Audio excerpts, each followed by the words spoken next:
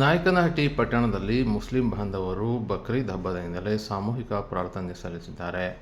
ಇನ್ನು ತ್ಯಾಗ ಬಲಿದಾನದ ಸಂಕೇತವಾದ ಬಕ್ರೀದ್ ಹಬ್ಬವನ್ನು ಮುಸ್ಲಿಂ ಸಮುದಾಯದವರು ಸಡಗರ ಮತ್ತು ಸಂಭ್ರಮದಿಂದ ಆಚರಿಸಿದರು.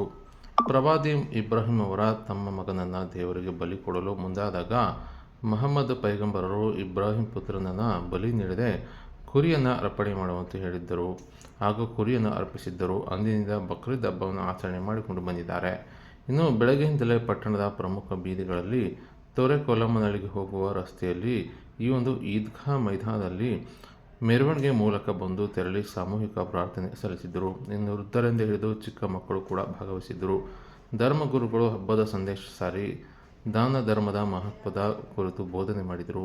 ಸಮಾಜದಲ್ಲಿ ಎಲ್ಲರೊಂದಿಗೆ ಸಹೋದರರಂತೆ ಬಾಳುವಂತೆ ಕರೆ ನೀಡಿದರು. ಇನ್ನು ಇದೇ ವೇಳೆ ಮುಸ್ಲಿಂ ಬಾಂಧವರು ಪರಸ್ಪರ ಶುಭಾಶಯ ವಿನಿಮಯ ಮಾಡಿಕೊಂಡರು. ಇನ್ನು ಪ್ರಾರ್ಥನೆ ಮುಗಿದ ಬಳಿಕ ಸಂಪ್ರದಾಯದಂತೆ ಕುರ್ಬಾನಿ ನೀಡಿ ಭೂಮಿ ಆಕಾಶಗಳನ್ನು ಉಂಟು ಮಾಡಿದ ದೇವರ ಕೃಪೆಗೆ ಪಾತ್ರರಾದರು. ಇನ್ನು ಮುಸ್ಲಿಂ ಸಮುದಾಯದವರು ರಾಜ್ಯದಲ್ಲಿ ಒಳ್ಳೆಯ ಮಳೆ ಬೆಳೆ ಶಾಂತಿ ನೆಮ್ಮದಿಯಿಂದ ಜೊತೆಗೆ ರೈತರು ಸಮೃದ್ಧಿಯಾಗಿ ಇರಲಿ ಎಂದು ದೇವರಲ್ಲಿ ಪ್ರಾರ್ಥನೆ ಸಲ್ಲಿಸಿದರು.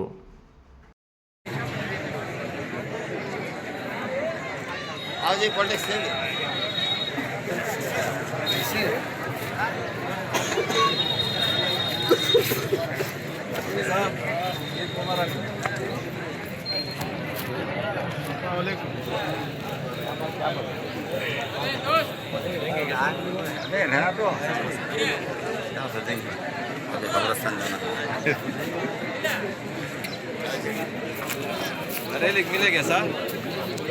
हाँ? बरेली जी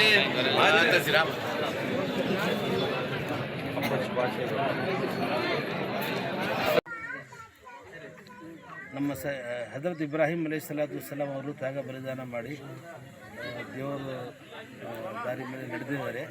ಅದಕ್ಕೆ ನಮಗೂ ನಮ್ಮ ಪ್ರವಾದಿ ಪೈಗಂಬರ್ ಮೊಹಮ್ಮದ್ ಸಲ್ಲಲ್ಲಾಹು ಅಲೈಹಿ ವಸಲ್ಲಂ ಅವರು ಅದೇ ದಾರಿ ಮೇಲೆ ನಡೀರಿ, ಬಡವರಿಗೆ ದಾನ ಮಾಡಿರಿ, ಅವರು ಶಾಂತಿ ಸೌಹಾರ್ದ ಕಾಪಾಡಿ ಒಳ್ಳೆ ಹಬ್ಬ ಆಚರಿಸಿ ಅಂತ ಒಂದು ಸಂದೇಶ. ಅದೇ ಸಂದೇಶ ನಾವು ಇಲ್ಲಿ ಜನಗಳಿಗೆ ಕೊಡ್ತೀವಿ. ಕನಸು ನೋಡಿದಾರೆ ಅವರು, ಅವ್ರ ಕೈಯಿಂದ ಮಗುಗೆ ಇದು ಜಬಾ ಹಲಾಲ್ ಮಾಡ್ತಾ ಇದ್ದಾರೆ. ಅದಕ್ಕೆ ಅವರು ಕರ್ಕೊಂಡು ಹೋಗ್ತಾರೆ. ಬಟ್ ದೇವರು ಅವ್ರಿಗೆ ಮೆಚ್ಚಿ ಅವ್ರ ಜಾಗದಲ್ಲಿ ಒಂದು ಸ್ವರ್ಗದಿಂದ ಒಂದು ದುಂಬ ಅಂದರೆ ಕುರಿ ಕಳಿಸ್ತಾರೆ. ಅವ್ರ ಬದಲಿಗೆ ಅದು ಅವರು ಜಬಾ ಮಾಡ್ತಾರೆ. ಅವತ್ತಿಂದ ಅದೇ ಕುರ್ಬಾನಿ ಕುರ್ಬಾನಿ ಅಂತ ಹೆಸರು ಬಿದ್ದು ಅಲ್ಲಿಂದ ನಡೀತಾ ಇದೆ. 5000 ವರ್ಷದಿಂದ ನಡೀತಾ ಇದೆ ಬಲಿದಾನ.